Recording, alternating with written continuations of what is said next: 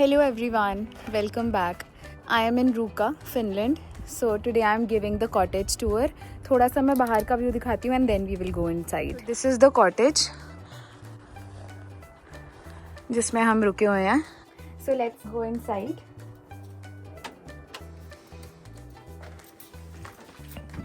तो यहाँ पर फर्स्ट वो एंट्रेंस का डोर था एंड देन यहाँ से अंदर जा सकते हैं. तो ये छोटा सा एरिया, यहाँ पर वॉशिंग मशीन और बेसिक स्टफ थोड़ा सा प्रोवाइडेड है. ये हुक्स है if you want to keep your wet jackets, अगर स्नोफॉल हो रही है, कैप या ग्लव्स कुछ भी. And shoes, you don't take shoes inside in Finland. Normally घर पर भी किसी के और कॉटेज में या कहीं पर भी basically you keep your shoes outside. तो ये हमारे स्नो शूज़ यहाँ पड़े हुए हैं. तो यहाँ से अंदर आते ही सबसे पहले यहाँ पर कबर्ड्स हैं 2, सो you can keep your jackets. And यहाँ पर उन्होंने वो बेसिक टॉवल्स वगैरह बैग्स में प्रोवाइड किए थे, सो वी टुक आउट. यहाँ पर स्टफ सारा जितना भी प्रोवाइडेड है वो 10 के स्टे के अकॉर्डिंग है, बिकॉज यहाँ 10 people can stay at a time. थोड़ा सा बड़ा कॉटेज है ये वाला. तो या then second cupboard में they have provided basic vacuum cleaner and other cleaning stuff because obviously we are expected to clean everything. यहाँ से जाने से पहले कुछ भी गंदा या खराब छोड़ के नहीं जा सकते. Then this is the first washroom.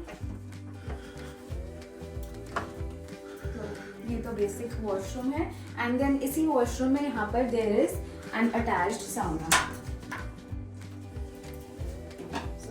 A mandate for Finnish people.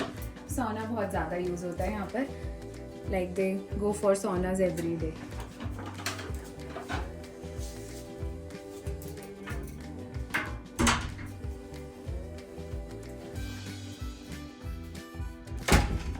तो ये फर्स्ट वॉशरूम था. देन यहाँ पर मिरर, ऑब्वियसली मिरर यहाँ पर इतने बड़े बड़े इधर भी हैं और ये मैंने अपना बेसिक सामान यहाँ रख दिया कुछ. Then this is the second washroom. इसमें शावर एरिया वगैरह कुछ नहीं है, ये बेसिक छोटा सा वॉशरूम है. Then let's come this side. इसके बाद यहाँ पर आती है किचन. तो किचन मुझे बहुत अच्छी लगी है इनकी, बहुत ज़्यादा स्पेशियस है.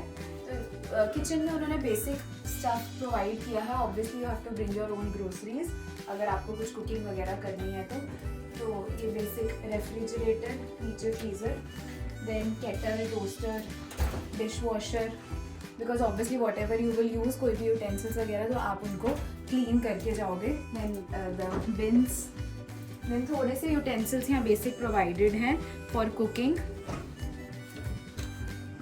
डिशेस ये ऑब्वियसली उन्होंने 10 लोगों के हिसाब से दिया बिकॉज यहाँ पर 10 people can stay at a time. Cutlery and यहाँ पर थोड़े से ग्लासेस एंड ऑल.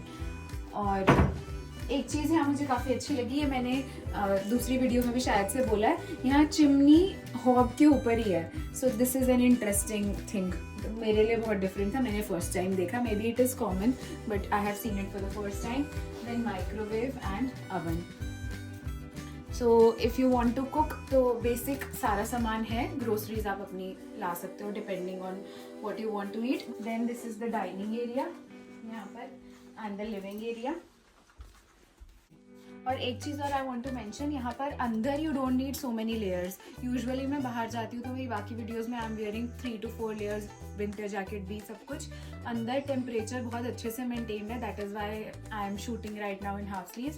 तो इफ़ यू आर पैकिंग तो मेक श्योर कि विंटर स्टफ तो सारा रखो बट 1-2 समर क्लोथ्स या कुछ ऐसा comfortable clothes that you can wear in side, because यहाँ अंदर आप जैकेट्स या फुल स्लीव्स नहीं पहन सकते बिकॉज बहुत गर्मी होती है. तो ये बेसिकली हैं रेडिएटर्स. तो यहाँ पर ये रेडिएटर्स होते हैं जो टेम्परेचर यूजुअली मेंटेन करते हैं, तो इतनी ठंड अंदर नहीं लगती है. ये यहाँ भी है, इधर सोफा के पीछे भी है and every room has one. तो ये कॉन्सेप्ट इस कॉटेज का नहीं है, दिस इज़ आई गेस हर कोल्ड कंट्रीज़ में यूजुअली होता ही है सारी. तो फिनलैंड में तो मैंने हर जगह देखा ही है सारे.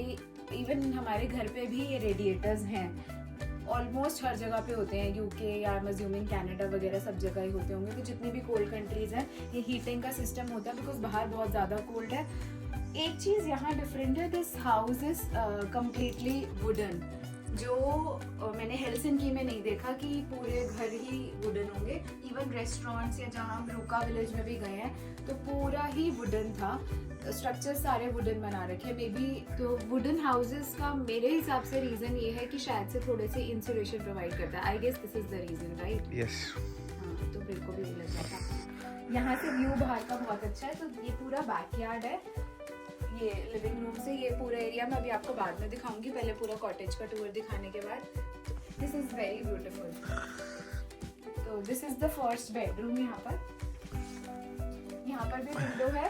ये फ्रंट साइड का जो मैं बाहर से अभी शूट कर रही थी कि ये this is the cottage in which I am staying, तो ये वो वाला व्यू है, यहाँ से फ्रंट साइड का व्यू है। एंड यहाँ पर basic bed and cupboards if you are using तो प्रोवाइडेड है।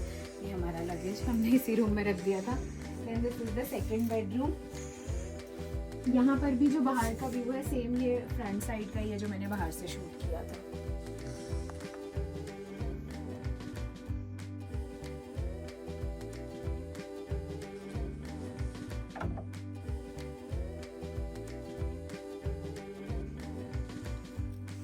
देन बाकी के जो 3 बेडरूम्स हैं वो ऊपर हैं।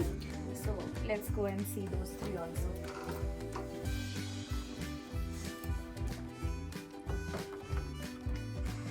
सो इफ़ यू विल सी यहाँ की सीलिंग बहुत नीचे है, so I did not stand and come inside.